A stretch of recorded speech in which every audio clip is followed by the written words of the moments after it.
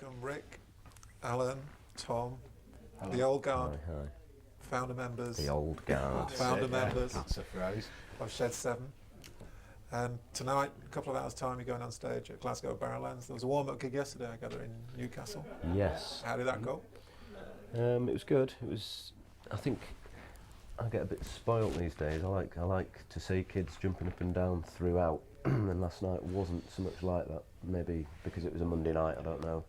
Right. So I found it a bit more hard. But then I suppose that's why we're here, innit, to perform.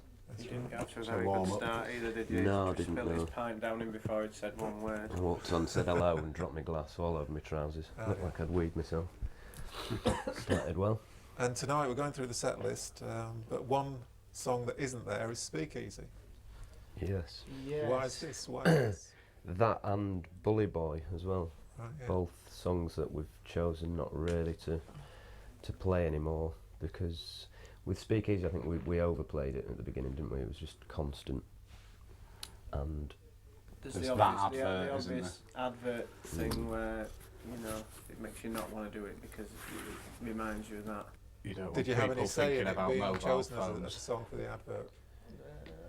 well, yeah, no, really, but I think they kind of took liberties, didn't they? I think when someone offers you that amount of money, you've got no choice at all, have you Kept really? the kids in nappies and food, did it? Fed the families for a But while. you decided not to take the money for another commercial that was Disco Down and Nestle's, I gather. Is that right? That's Yes. right. What happened there? Well, we weren't really too sure about the ins and outs of it, but we were led to believe that it was something to do with the marketing ploys. Yeah, bad abroad. marketing tactics. They were slowly but surely killing children. We didn't want to That be was the associated with killing accusation. No, children. and other bands were pulling out, and we thought what we were told. Yeah, it sounded like we didn't really want to be associated with that. So, Yeah, getting better. written on a potato farm, as was much of Maximum High, It an old was. disused building that Yep. the man let us use for free for quite a while. It got that ridiculous, didn't it, around that time where there wasn't really anywhere to rehearse and write Yeah. stuff. So that's, as Tom says, we ended up on a potato farm. Around York somewhere? Yeah, just outside of York, yeah. Alan has a studio now, but in those days he didn't. So In those days, I had a potato farm. yeah. So all he wanted was a few tickets for him and his daughters and stuff to a few gigs, and we went in there quite a bit. It's a bit smelly and dirty, but it was all right. I remember it being one of the few songs what came with the chorus first, and it was quite, and it turned out no one would argue. I don't think that it's one of our best obvious anthemic catchy choruses, but I do remember Tom saying it was rubbish and it Yeah. needed changing. You didn't Did particularly I? like. No, I've never I've been got a big my fan of wings that. and I can Oh, fly. I'm a bit of a I can get a bit picky and probably quite annoying on lyrics. in Notice how certain it's aspects. there though in the chorus. So Yeah. that's how much of his It's opinion meant. yeah. It's probably the best bit. And it bores me playing it live, but I love it tonight, honestly. No, it is one of those songs where you can't not play it. You know what I mean? It goes down that well. And it got into the top 20 People as well. think that Number a Really? lot, 14. Yeah. but Yeah. Was it 14? Was it? Yeah. I think you're right. You've done your homework. Let's all Yeah. celebrate. And that was a good comeback time on it when that got Yeah, in the it was. charts, because we'd had the first album and then an in-between single, and then you're worried how strong it's going to come back, Yeah, and that did and pretty well. plus so it was kind of upbeat, wasn't it, and kind of celebratory, which was quite a good time. we Talking decided about we the were chart. all new at that point, whatever that quite meant. I'm not really sure, but that was Right. what we told everybody. Well, Right. it felt fresh and new, I guess then. It was a good And time. what was the Top of the Pops experience like? Did you enjoy all that? It was done all it- right we've for been on these it lot before, because haven't they could just get drunk like. But every time we've done it, which I believe is about 10 times, I've had to sing it live, Right. and that's kind of frustrating. When I'd want to sing it live. I always go a little bit out of tune, so everyone's aware of the fact that I'm singing it live. But then you get your Westlives coming in just miming. You know what I mean? Mm. It's kind of one rule for one, and another for another. But it's a long day of just waiting around, isn't it? But we usually get to mime anyway. So Did you do anything special on getting better? Yeah, There was a Westlife. crash hat, wasn't there? And there was a bag on your back with loads of heavy stuff. one mental time. me. He likes to make it harder for himself. I think it would Disco Down and She jumping left me on that. Friday. Was it? And he had a heavy bag on his back just to make it more difficult. Right. And I just, alright. But getting better was quite straightforward, probably quite good. Probably got pissed in the bar afterwards, and It's the hard. producer. That's it. You can't. You know you've been on Top of Pops and you remember everything you've done, but you can't necessarily think, oh, that happened when we did Getting Better, or I peed myself when we did Bully Boy, or you know, you can't remember what mad things happened with what Because it's thing. just so Have you mad kept all the videos time. of the performances? Oh For your, yeah, for your five? Rick's dad keeps them all, doesn't he? Yeah, he tapes everything pretty much and puts them all into the 3-hour VHSs. And it's VHS. just trawling through 9 hours of stuff, which we don't do, of course. But if you go around, We do that anorak, but we ask him for them afterwards, don't we? if you go around at Christmas, sometimes he'll like, right, what should we do now? Get the VHSs out, and you're like, oh Pops in no, surround Mr. sound. Witter. Mr. Witter, Let's please, no, play it's Monopoly. Christmas, it's a day off. Yeah, where have you been tonight? It's another one. Similar period to Getting Better, obviously, because it was on Maximum High.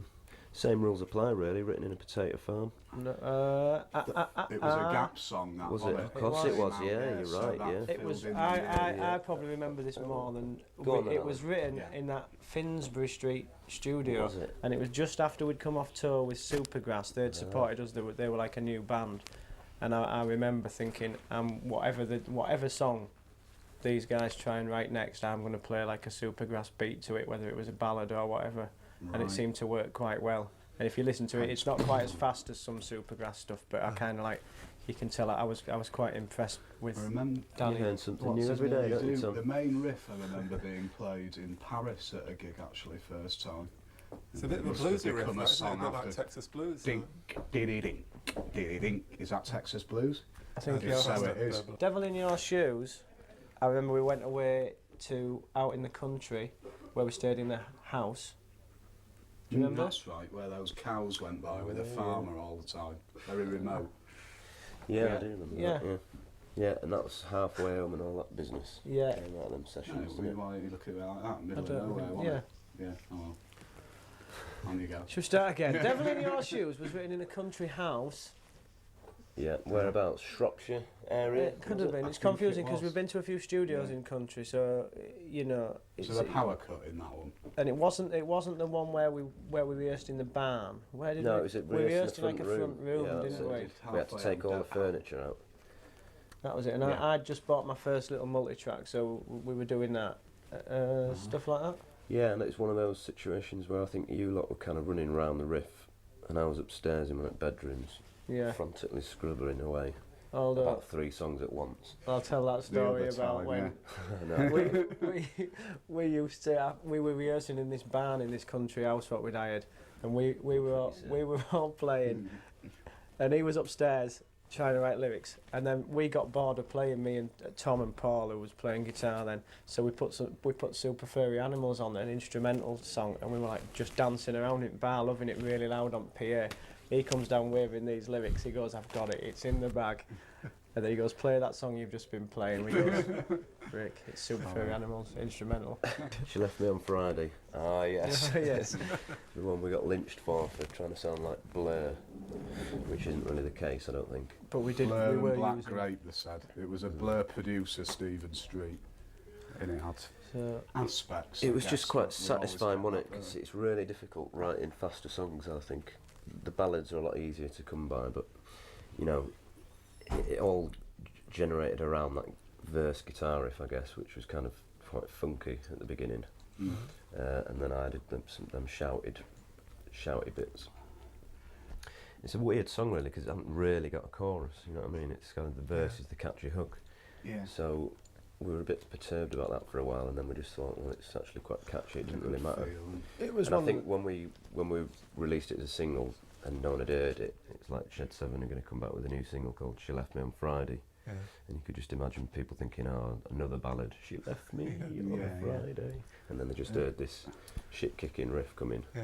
So that was It quite was a bit satisfying. different for us again, wasn't it? Even though everyone was Yeah. saying it's like this, it's like that. We're always accused of copying, but 9 times out of 10 we're actually doing it before everyone else is releasing it, so we've never heard what they've done, you know what I mean? Are you always accused just of unfortunate. copying? Well, Not all the time, some- no, but you we're always- always pigeonholed a bit too much. most for our bands liking. get it. And Oh, it what sounds are like the this. main pigeonholes? Well, you know, I mean, we became Britpop when Britpop was kind of a dying art, you know what I mean? That's the kind of sadness of it A all. new wave of new They lump wave. you in, Yeah. it's useful when you're in it, and then afterwards you're blamed for Well, being the worst thing about Yeah, it. we It were kinda we were works never like that, Britpop when it was really good. It was a Oasis, Blur, Pulp, and then as soon as Britpop's on its way out, suddenly there's Gene and there's us who are Britpop. It's like Long Time Dead, Winning Post.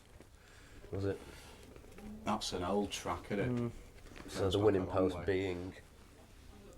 where we wrote it. Well, tell the people what So the the winning Winning post is. Post. Long I Time know Dead what it was is. we just we wrote we it was a pub. Well, it used to be a gig, and he let us rehearse in there for a bit. And wasn't there something about someone was dying upstairs and we didn't know when you wrote it? More than likely, stuff There's like that something happens all Things the like time, that doesn't it? happen, don't they? Or someone had Weird just film. died. I don't think someone was dying, else we wouldn't have been rehearsing much. Draw the last breath in final chorus. That was enough to just push him over the edge. No, that's all I remember really is we wrote it there. Yeah, it was very angsty as a song, innit, I suppose. Yeah. I think it all revolved around that phrase, I Yeah. suppose, you're a long time Mm. dead. Mm. That's where it all started. We redid it, didn't we? Because we weren't too happy. It was a bit Mm. fast It was- and a bit on the debut album, wasn't quite right. So Mm. It got we re-recorded, improved yeah. on it in some ways. But it's another good one that's possibly works better live than it maybe ever did on record. It's a actually. real live favourite. Yeah. Of the albums, did you have a lot more time for that first one, as is normally Mm. the case? Yeah, After It does that, it was work like that, yeah. Mm. Yeah. But I think we got better at what we were doing, so it was kind of easier for Maxim and I. But obviously, most new bands have been writing the first album kind of for 5 years or whatever. So Yeah. suddenly it's like, shit, we've got a year. But Yeah. we worked ourselves quite hard, and it turned out Yeah, all it right. worked didn't it? well for us, yeah. Did Polydor just take it from you, no questions asked, or was there? There was a man with a cigar that Kevin stamped his feet Yeah, a bit that's about true, yeah. whether the songs were good enough. Asked us Well, whether that was we more- liked them. On the second album. On the first Yeah, album, that's what I mean. when he signed us, we had probably 6 or 7 of them songs, and maybe a few more what wound up as B-sides, and he said keep writing, so we wrote a few. We I wrote think a that was one of the couple later while we ones, were wasn't actually it? recording it, didn't we? Yeah. I think Ocean Pie and Speakeasy were like later on while we were recording. Ah. The return. The problem with the return is it's too slow on record, I think. Mm-hmm. That's It's good to do Main it live. fault. It's really energetic and rocky, and I think Did that- improves it a lot. Did that all start with that silly bit in the middle? No, we added that kind of messing about and stuff, I think. And No, then it was just just a joke. realised that it actually worked quite well. It was Mm. just kind of an accident, I think. Yeah, but yeah. We always like to write, well, we did always used to like writing one quite long song for an album. Yeah. We had On an Island with You, and then Parallel Parallel lines for the Lines. next one. the return was. An intro. But the record, now we've got used to playing it live, and then you go back and listen to the record, it just sounds so slow, you can't listen to it really, it's I've got a embarrassing. record deck with a speed on it, and I put it on and I could just speed it up by about 10 BPM of a week, and I can enjoy listening to it. I generally don't listen to us really at No. home. But that song, it is a good song, it's just wasted a bit, I think, for the kids. Right. It didn't probably rock hard enough in places, that album, where it should have done. Mm. Producer's fault, not ours. Good producer, Stephen Street, but Lovely somebody bloke. didn't quite work right. So Got things like decent tempo was down to producers him, when was he it? Yeah. finished. Well, obviously we all had a say in it, but you know, when you're there and you're doing it, you kind of, you know, I mean, he does that for a living, so you're Yeah. obviously going to listen more, aren't you? Yeah. You're always hard on yourself for things like that that other people probably hardly even notice. But The thing is, though, I mean, we didn't really even notice until obviously after it was released, because a lot of bands would maybe pick up on it and say we want to do it again, but I don't think we would have had that option anyway. Right. Dolphin, that was one of the first songs we ever wrote, wasn't Well, that was on the first day I ever came to a practice in your dad's house. it? In my kitchen. strange place to practice. And Joe had one of them auto wire boss pedals, didn't he? That was on everything. Yeah. And it had no verse, did it, at first? And I It remember was just that, wasn't it? It was, and I'd come Nice down, singing. and Step On had just come out by Happy Mondays, and it was like, I've done that before. Drummers do it, you shouldn't do it really. I just thought whatever they play, I'm going to play that beat like what's in Step On, and it turns out now it's nothing like it because it's sped up a lot. But that's how that came We about. got that and then. Around Your House, another B-side that had They were kind the of two same songs we beat. wrote that day, and I just put that Step On beat to both of them. On Standby, was that been a potato factory? Favourite? It was, yeah, it was a Spud Factory. It was. I remember getting back from, we'd had a trip in Thailand, we got back and we did the video almost straight away when we got back, didn't we, in that jail setup that we did Yeah. in some Docklands Yeah. warehouse with some burly blokes. Yeah. Oh, I like that sort of thing. Recorded it with Sheldon. I remember thinking I didn't like it, and then we put a shaker on, and then I liked it a bit. Good. Yeah, It's quite a subtle sort of song, just meanders along, but in quite a nice way. Good lyrics and. Would just be a probably nice the one I sound. would drop from the set if I had to choose. well, just it's I don't turned know into why. a I favourite enjoyed live, that don't last it? night. Yeah. We added it for the first time for a bit. And on the Yeah. single, the flip side is Jumping Jack Flash. We did cover Yes. that. We yeah. did. And on Standby is a Stonesy riff. It is a Right, Stones yeah, riff. yeah, it kind of fit well together, but that all came about from TFI, didn't it? Jumping Jack Flash. Yeah. Because he had this thing, Chris Evans, where he wanted a band to come on and do a cover. So he suggested to us that we do a Stones track, and we chose that particular track. So is that actually the version that's on It the is. B-side? The recording from that TFI? is taken from All TFI. right. The brass Right. Because people. we just got some. Yeah. We just got Function, Chris so- Sheldon to mix it to make it sound a bit better than it did on TFI, and he did a good job. I think it sounds. Good times. does We've sound liked pretty well. selecting a cover since for live, haven't we? Really, because it Yeah. just adds a little something for us to Are you play into the someone Stones else's song. yourselves? Are you sort of- Yeah, not maybe not so much nowadays. Yeah. They were a It's big difficult to watch influence someone on who you, could be your weren't they? granddad running around on stage. But Ocean Pie, that guitar on the intro, and that is like classic. You know, that's Yeah. Keith Richards. Yeah, Better very. than Keith Richards 1975, isn't Oh, it? yeah. Oh, Isn't cheers, that nice? mate. Yeah. I Yeah, go it along was. with that. Nice riff, yeah. Yeah. Ocean Pie. Depends which version you've listened to. I nearly got. There's two versions of Ocean Pie. One of them is kind of Keith Richards 1965, and other one's someone from Led Zeppelin trying to sound like Keith Richards, isn't it? Subtle this. Yeah, I remember nearly getting my head kicked in York for writing them lyrics. Because it's about taking heroin, which I've never done. So it was kind of my view on what it would be like to be on heroin, which of course I don't know, but it was, as I say, it was kind of what I'd imagine. And someone came up to me going, how can you write about something that you've never experienced? My mate's a massive heroin addict, and you're taking the piss out of him, you know what I mean? It's like, what? I'm entitled to my opinion, surely. Yeah. So, good. Apparently, A little ruckus ensued, didn't it? I don't It think did. you were really involved there. no, I were you? managed to. Fists were I managed to flowing. run through legs and all that business. Yeah. I'm sure we could write Yeah, about it with a early bit more minder with insight it. now, Had a couldn't friend. we? Yeah. Yeah. Yeah. Mm. Joke. Chasing Rainbows. I I remember we I wrote, can't write to that rubbish.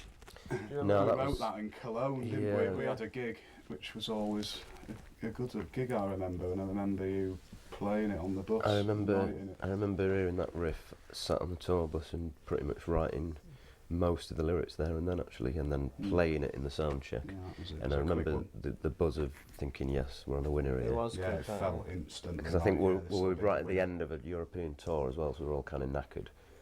And it was like, we knew we were going to have to start writing new stuff, and that was kind of one of the first things, and it was like, yes, we've still It got it. lifted everyone's spirits, didn't it? Yeah, so we all went home happy on that ferry. But don't you remember I'm gonna when sneeze. he first played it? I We remember you all saying dissed it was it, a didn't we? bit too namby-pamby. Paul Weller or something. You There was guys some are disses. You go something like, oh, it'd be alright for Paul Weller, but it's not really the sort of thing I could do. And then next thing you'd written that. Excuse me, I'm sorry. I don't remember that. Shows you how You long were it well can as be. a Yeah, that's whole, it, yeah.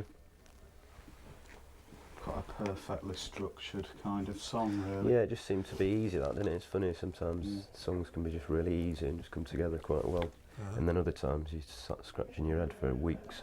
Most Before people- it Bully comes- Boy, another which we won't play now. That's good file that with Speakeasy. But I remember that in a dressing room in Japan somewhere, it being played and you coming up with a lot of words quite quickly. Yeah. Sort of written in an afternoon kind of thing. All right Not now. so common, Free that was now. one of those as well, wasn't it? That was a dressing room I think song. most Was of it? them classic Which songs was? have been All written right in. now. Right, yeah. Most of them After a classic crap type gig in of songs Keith, isn't it? Yeah. have been written. Yeah, if quick you and- knock it out quick, no, it's right, then it's probably... Yeah, the Oh, moment you yes. start dwelling on it, then it becomes more like Elton hard John work. supposedly writes all his right quick, doesn't he? Although he didn't write the words, does he? The ivory tinkling arse tickler, Mm. as they called him in Viz one. Going for gold. We have Was it? pet names for them all. That was one that we we recorded and then realised how bad it was and re-recorded it, which was really fortunate because I think it wouldn't have worked out as well if we hadn't. Paul on it, the first version. So we managed, we had enough time left to be able to redo it again, and that's when all the brass was added and all that, which really helped. We slowed it down quite a lot. It was quite a lot faster the first. We did it first in a studio that was kind of falling to bits. All the equipment wasn't working. They had the place exercised, like did all this stuff. Then they discovered that they thought one of the engineers set off all the equipment with some kind of electrical charge. Anyway, things just kept going wrong all the time, and that was one of them. That was kind of written similar type of time to Getting Better as well, so it was kind of all very upbeat, you know what I mean? It was Reminds me a bit of the Wonder Stuff. You see I've never that heard at all? that The before. melody line? Suspicious Minds is the usual one. Yeah. With the riff. I never would have thought that with the Wonder stuff, but we'll put it on board. Don't see that as a bad thing. Logged. Oh, disco down. Disser. Down, down. We wanted a hit then, didn't we? Yeah, that was It's a it was a hit. very, very pressured time, that, certainly with the record company. It was, they wanted us to do this greatest hits nonsense, but they wanted 2 new songs to help promote it. So it was basically being told, write 2 hit singles, which we'd never really been under that pressure before, but boy did we do it. We were kind of surprised ourselves, really. I mean, But you could, we went for that tacky Bit disco of a lyrical sound contribution, Alan, didn't you? thing. Yeah. On that one. They got me 3% within, didn't they? Yeah. Bit of extra coin for the fellow. Twat. Lad did alright. And we had 2, didn't we? We had another one, High Hopes, and we thought that was meant to be the second single, and this is what sparked the feud with Polydor. It's a slower one, They isn't wanted to it? put Going for Gold out again, and it was only 4 years after it had already been a top 10 hit. I thought it was a bit pointless, so things began to deteriorate then.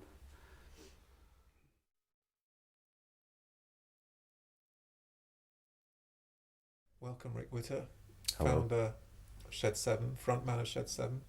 If we could go right back to the beginning, and what kind of stuff? Well, I was born in 70, 72. right. So what you were listening to when you were sort of like 10 to 15 was post-punk, Yeah. jam? I was never really a big jam fan. At school, I was mostly listening to the Smiths. The Soup Dragons was a particular favourite, but that was before they went all dancey and rubbish.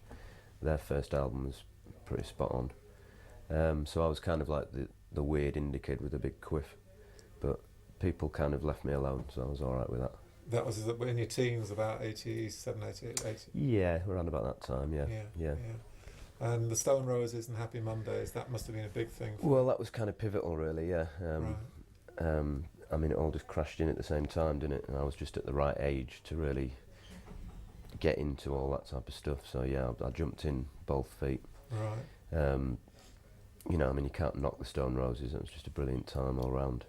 And I think that's kind of what, because we'd always kind of been in bands anyway, but with the Stone Roses coming, that was kind of like, right, we want to start taking this seriously now, what we do. Right. A lot of people don't think we do take ourselves seriously, but we do. Yeah, just the music and the... Yeah, just generally thinking, well, we are good enough to write songs and to be out there doing it, you know what I mean? Yeah. Just the attitude and everything that went with it, with the Stone Roses, really gave us a kick up the backside, basically. Right. What they were sort of reacting against in one way was against the U2 big stadium, we are separate from our fans type of attitude. Yeah. Did you sort of take that one on board as well? Well, I think we just went for the cool aspect, like they'd taken that approach as well, you know what I mean? It's like we're kind of, you know, coming from York, for example, there's only a few different places you could play, and indie wasn't really a word that York knew about, you know what I mean? There wasn't really that many indie bands there. We were kind of like looked upon as quite strange and weird at that time. It was all quite funky or folky bands. So we'd kind of like, rather than play the same venues week in, week out to the same people playing the same songs, we'd kind of took the approach that they did and just made gigs more like an event and maybe played twice a year. Right. So we'd kind of like set up in Sainsbury's car park and do a gig there with a generator, like. Right. And looking back, you couldn't really hear us because the generator was too loud, but Yeah. you know, just make it a bit more special. And we certainly took that approach from the Stone Roses, definitely. Right. And how about image? Because they were also very much into clothes. Yeah. I wouldn't say we kind of like copied anyone's image really. We haven't really even got an image, to be honest. I mean, what you see is what you get, really. Mm-hmm. And also the politics of the Stone Roses, they were all sort of pretty much selling Socialist Weekly and stuff like that, very politico. Were you that kind of band? They called John Squires No. Red John or something. I think. Yeah, that's right. Yeah. No, we've never really got into that. I mean, certainly the way I write lyrics as well, it's never really politically motivated or anything. I think I always kind of like play on the more of the feelings aspect, because everybody feels that, you know what I mean? Everyone has feelings, surely. So it's something something everybody can relate to, really, universally. But Ocean Pie we were talking about earlier, Yeah. and that being about heroin. Yeah. Did you have an attitude towards heroin at the time? No, not really. I just, I mean, usually I'll just come up with a line in my head and base the rest of the song around that. So I just started thinking about feelings flowing through veins and all this business. Mm-hmm. And it just kind of like spread from there, really. But, I just sat down and just thought, what would it feel like to be on heroin without ever having done it? Mm-hmm. So I could be completely off the mark. I've never really discussed it with anybody. Right, so it's more a fantasy piece. It's Yeah, pretty imagination, much, yeah. Right. Polydor obviously was major to you in every sense of the word. Mm. Did they direct you a lot during the time? Were there certain albums because of them that were more enjoyable and certain ones that were less? Not particularly. I think as we went on with them, they kind of took more and more control. I think at the beginning we had pretty much say on everything, really. I mean, obviously they'd have their input, but we all seemed to agree what should be a single, what the album cover should be like. We signed to Polydor because at that time, not a lot of bands were doing that, certainly guitar bands, and, talking about the Jam and the Who and all that, seeing Polydor written on their album sleeves was always quite cool, so that's what we wanted to do. Yeah. And then all of a sudden, they signed Cass, they signed Gene and so on. So we were kind of put in that stable. But as I say, I mean, up until the greatest hits, it kind of progressively, maybe they panicked because we weren't selling as much as they wanted, but when you're up against Boyzone and the like, you're never going to compete, you know what I mean? So it was always a bit more difficult.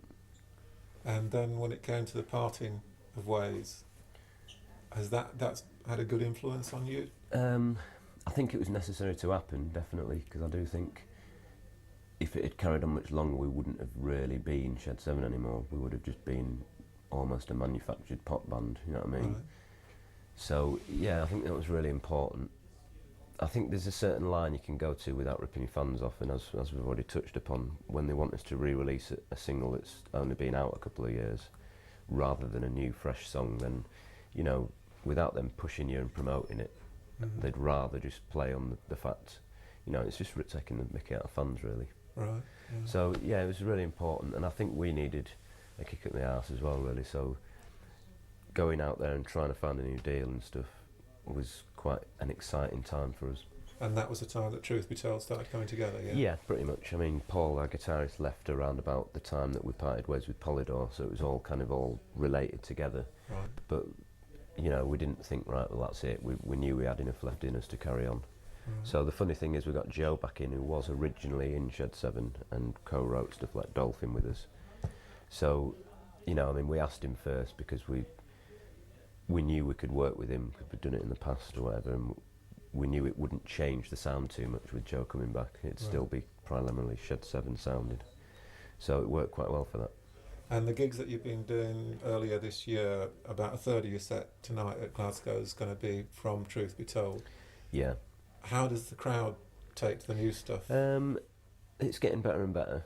I mean, it was quite frustrating when we released Truth Be Told because we did 2 quite big tours to promote the album, and we were told the kids were leaving the venues going, they played loads of new songs tonight, I wonder when that's out. And it's been out 6 months. And it's like, you're fighting a losing battle here. Yeah. But, I mean, Cry for Help's always a winner. Step Inside Your Love's going down better now than it ever has. So I'm happy. And going back through the sort of 10 years when things were perhaps less happy, was there ever a time when the band might be splitting up? No, I mean, We've taken our fair share of knocks over the years, but it's always made us stronger, really. Right. If people started saying they really liked us, we'll maybe split up.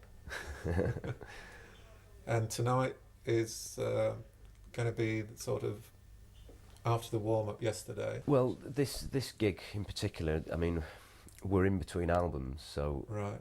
we're choosing to come out and play just to basically say, look, we're still here, we're writing new stuff. Right. Here's some of the new stuff that we've written, which is all going down really well as well, which is pleasing. Right. We kind of got a bit more rockiness about us again, because Truth Be Told was perhaps a little bit on the melodic side, a bit too much, and a Right. bit too twee, which I'm Right. not knocking it.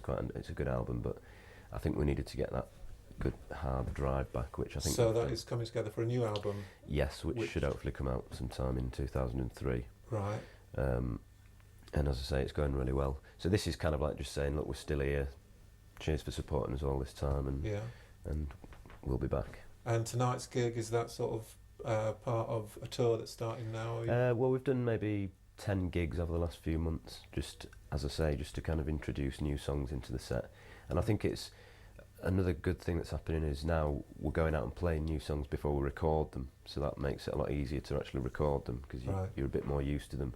Whereas writing them and going straight in the studio, once it's down, but at least when you're playing them live, you can, exaggerate things a bit more and get them a bit more kicking.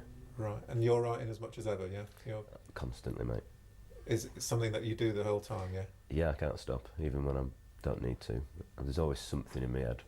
Usually it's a load of crap, but there's always hours. something there. Yeah. Right. Yeah. Rick, have a great gig tonight. Thank you very Nice much. talking to you. So.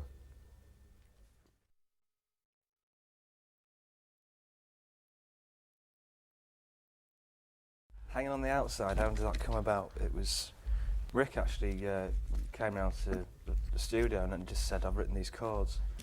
It's something he started doing recently. And you can't really play guitar actually, but he just had these chords, didn't he? Yeah, he started bashing them out. And he had a melody for it, and just the sort of basic chords and an idea for some drums that was influenced by the fall of all bands, because it's a band we don't really sound like particularly, but yeah, he had the sort of verse and the bridge for the song, and then we sort of added the chorus and it took it from there.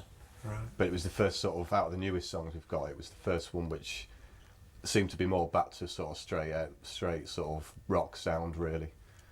So yeah, it started off really dirty, didn't it, and really sort of big sort of thumping drums, and gradually we sort of made it, put a bit more sheen on it, and brought it up to date. Whenabouts was it written? About last 6 months? About 7 or 8 months ago, I think, wasn't it? Yeah. And because it was like the sort of first song that we've done like that, really, that was more of a sort of rock sound. Apart from tonight, we've been starting sort of gigs with it, really. It's like this is the new band sort of thing. This is the sort of direction it's going in. And this is going for the new album as well, and very much a sort of rock with the new album. We'd like, out of the sort of 6 songs we've got, which are pretty much definitely going to be on the album, that one's definitely going to be there, and that sort of has been a bit of an indication of the sound that we're going. It kind of kick-started that new sound, didn't it? Really. Yeah. Because it was sort of we did write a new song earlier in the year. It was just like a ballad, and it was a bit boring. We don't really want to write an album of ballads, you know what I mean? But then we came up with that, and it was like, all right, let's go for this rock thing instead. Right. It was just a lot more exciting and just seemed newer and fresher. Set the feel of the whole album, really. Yeah, pretty much. Yeah. Why Can't I Be You? That's probably the most pop song we've got at the moment, and it's probably the most pop song we've had in the last couple of years, really. I think I originally came up with like a bit of a guitar riff for it, sort of thing, and it was a bit sort of funk. Although I hate to say that word, you know what I mean? But it was a bit sort of, I think we played that funky music white boy, it sounded like to start with, which it doesn't sound like now. But it was definitely sort of a bit of a return to, not quite as silly as Disco Down, but definitely going back into that territory again. There's also that thing of thinking when we came up with that, it was sort of, when you write a new album, you're always thinking about potential singles and stuff, and we, instead of saying no, it's a bit too poppy, let's leave it, we kind of went with it instead and saying let's just finish it and it's there. Right. And then when it comes to record company or whatever saying we need a poppy single, then we've got it, Yeah. So it's kind of served its purpose as well, really, that song. Cry for Help, what happened there was quite weird, really, for writing a song, and it's something that's never happened to me before, but we were just sort of like jamming in the studio where we were. It's not jamming, that sounds awful. In fact, I'll just start saying this again. We're just sort of, I was playing a few chords while we were rehearsing. We don't tend to sort of write as an entire band, but I was actually playing the chords to Jimi Hendrix song, and you know, just sort of playing basically the riff from the song. I can't remember what it's called. It's the last track on the second album. I can't remember. We talked about quite a lot as well at the time, wasn't it? It's going to come to me. Oh God, I should have thought about this before. Anyway, yeah, it was a Jimi Hendrix song. A Jimi Hendrix song, and it was just a case of Rick said, "Oh, I've got a bit of a melody for that," just almost immediately, and I was like, "Okay then." And then it got forgotten about. Then we were sort of upstairs in Fraser's flat in the studio, and he said, "Oh, I'll play those chords again, them Jimi Hendrix chords," and that ended up being like the sort of verse for "Cry for Help," and then it just came from there really. But originally it was just sort of like really slow sort of ballad, you know, really sort of almost dirge-like. Do you know what I mean? Right. But somehow, just because I picked up acoustic when we were doing it, it just became sort of quite an acoustic track, really. And that was good though, because it was different, wasn't it, at the time? Because we hadn't really done sort of acoustic stuff. Mm-hmm. Yeah. The song was actually just based around that kind of feel, Right. because it's acoustic, it's got that sort of vibe, but it's actually upbeat as well. Feathers was that was actually the first song we wrote off Truth Be Told, and it was we'd arranged a writing session, and I remember because Rick came round, rang on my bell. He came upstairs, he was like, quick, I've got this tune, and he had actually walked from his house to my house, and he just had this tune in his head, and so literally I just sat there, and he sang it, I played a few chords underneath, and then Joe arrived, and then within sort of half an hour we'd written the whole song. It was one of those really nice moments where it all just happens really quickly, and I don't think it really got changed much after that. It was just yeah, it was all just written in about half an hour, literally, yeah. And again, that was the starting point of that album. And so once we'd got that one song, it was like the rest just sort of came out, which was a really nice feeling actually. Right. Step Inside Your Love, we were getting towards the end of writing Truth Be Told, and we were running out of time, as you do. So we got locked away in our manager's house in the country, me and Joe and Rick, and got drunk a lot, and somehow just wrote that, didn't we? It was like we sort of wanted to do something that was a bit more rocky for the album, because the rest of the album was a little bit sort of ballady and a bit, you know, a bit downbeat sort of thing. But so the piano motif, if I can call it a motif, is that all right? You can call it that. That's at the start of the song, was just like the original bit we had. We just had that. I mean, Fraser wrote that and nothing else, so that's why I always sort of think that's why it's still just sort of stuck at the beginning. Do you know what I mean? Yeah. Because from that tiny little tune came the old song sort of thing, and it's, you know, it does, that little tune is the sort of main. And that actually because it started off originally as quite a ballady song. I wrote that bit of music at the start, and it was actually all really slow, and then we just sped it up and turned it into a rock tune. It just seemed to work miles better like that. Who Wants to Know You When You're Down and Out? Rick basically, again, like hanging on the outside, he had the chords and the lyrics and stuff like that pretty much for the verse and the chorus, and it was a case of, you know, what sort of style you're going to do the song in. And when me and Rick were first sort of like playing it, we were thinking, oh, a bit soundtrack of our lives, because it's both a band that we're both into. But once we started playing it, it suddenly sort of developed a bit more of a sort of 80s feel to it, really. So we started thinking, you know, a bit Joy Division, New Order sort of thing. But it doesn't even sound like that now, really, does it? No. I think we thought it sounded more like that than it actually did. Yeah, really. But it was like a direct, even though, you know, it's us sort of like, you know, trying to be like that, we've got it wrong, do you know what I mean? So it's got its own sort of style in the end. But then that song kind of, we didn't really sort of know what we're doing with it. We rehearsed it downstairs in the main studio, and then we actually, when we came to recording it, it was something that actually came out of the recording as well. Sort of the style we did it in was completely different to how we normally do stuff, wasn't it? It was all, we used some different sort of techniques and things, and the song actually sort of grew out of that. Right. So we didn't really know what we'd written until we'd actually recorded it. And again, that song, I think, as well, is the way Rick sings it now. From the original demo that we've got, it's become, Rick's sort of changed the melody quite a lot. He's found sort of new areas to go into, man, with his melodies. On stage, I've noticed, like, you know, the last sort of like 10 gigs we've done or whatever, he's been varying it a lot and stuff, and it's developed a lot. Yeah, it has, yeah, well, maybe I'm going a bit over the top, but yeah, it has changed, and I think the melody's quite a lot stronger now, really. If the music don't move you, originally I had the chords for quite a long time when I was playing in another band. I'd even jammed it around with them, and then when Truth Be Told came out, they tried to tell me that I'd nicked their idea, and we all fell out about it, sort of thing. But I'd had the chords for ages, and I'd always thought this sounds like, you know, big dramatic sort of power chords, you know, with some Keith Moon style drumming going on in the background. But there was never a sort of Keith Moon to be playing it. So when I rejoined the band, I immediately thought, well, Alan's that sort of drummer, you know, he likes his mental fills and stuff. So like, we'd sort of jammed around it a bit. And then I think you were away somewhere at the time, I can't remember. Yeah, but I was, yeah. me and Rick sort of put the melody together and the rest of it. And I remember like, Rick had the sort of melody for the chorus, but it was a case of just looking at his lyrics, and I said, how about something if don't move you.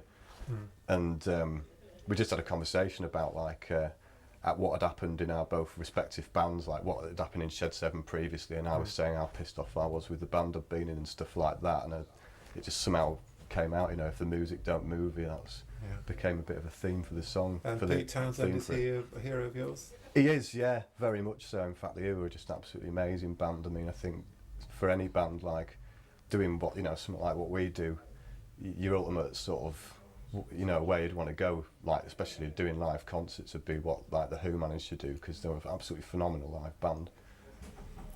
Unfortunately though, Alan doesn't like to play that song live, does he? Which kind of goes against all that. Yeah. Well, he likes playing it live, but he doesn't like playing it first, with like a long-running argument about that. Yeah. Just to warm up, you know. Well, that's it. I mean, it is like totally, for him, it's just like the most energetic song. Right. I think for him to play, it's, you know, really quite frenetic drumming, and I can see his point in a way. Yeah, if you know, if you're not warmed up and you don't feel like you can play it right, sort of thing. Do you know what I mean? So we have to do it later on in the set. Right.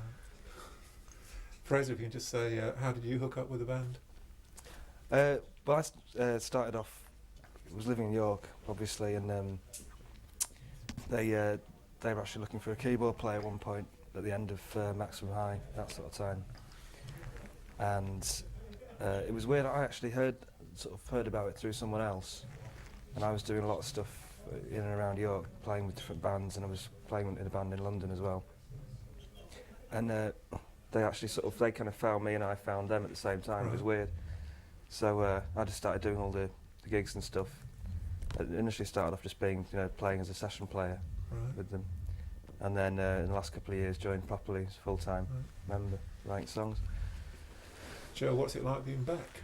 It's brilliant. I mean, it's something that I never thought I'd do ever, to be quite honest, and I never thought, you know, I was just off in my own other bands doing, you know, my own other stuff. I never sort of thought it'd happen, but it was just circumstantial, really. I mean, they needed someone, and basically I had a conversation Christmas night in '99 with Tom about it in the pub, which he was that pissed he'd actually forgotten about. When I tried to speak to him about it again, I thought, well, I better not talk about this because you don't even bloody remember, you know what I mean? But it got sorted out in the end. About 2 weeks after that, Alan rang up and it was like, well, do I want to sort of, you know, move back to York and stuff? But I was not having a good time in London, and just generally I had a feeling it'd work out, do you know what I mean? I'd had sort of quite a bad experience really with the band I'd been in, and obviously I'd known the guys. I've known everybody still, you know, just seeing them in the pub in York. York's a small place. Yeah. So there'd always been that bit of contact, and there'd been a little bit of sort of bitching and stuff like that, but nothing seriously, you know. I'd never actually really fallen out with them at all.